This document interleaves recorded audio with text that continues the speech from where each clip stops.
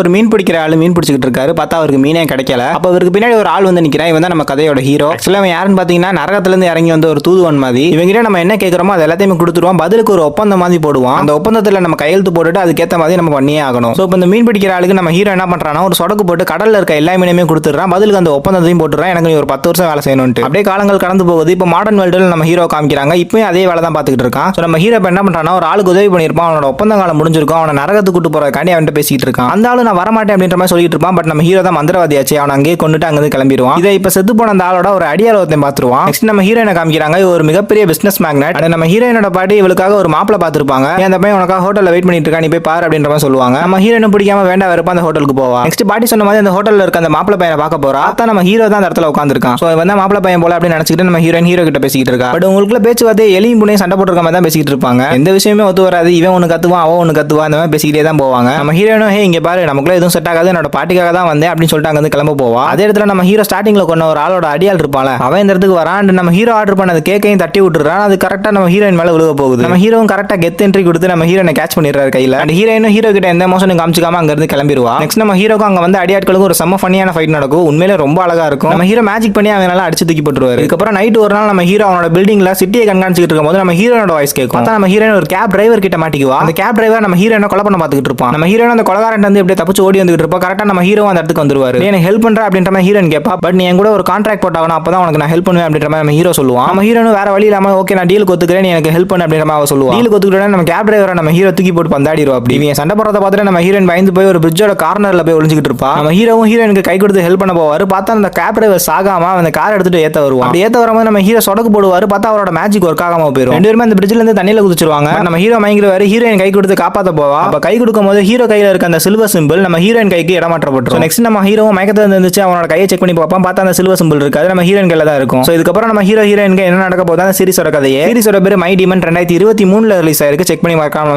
Subscribe பண்ணிருங்கப்பா.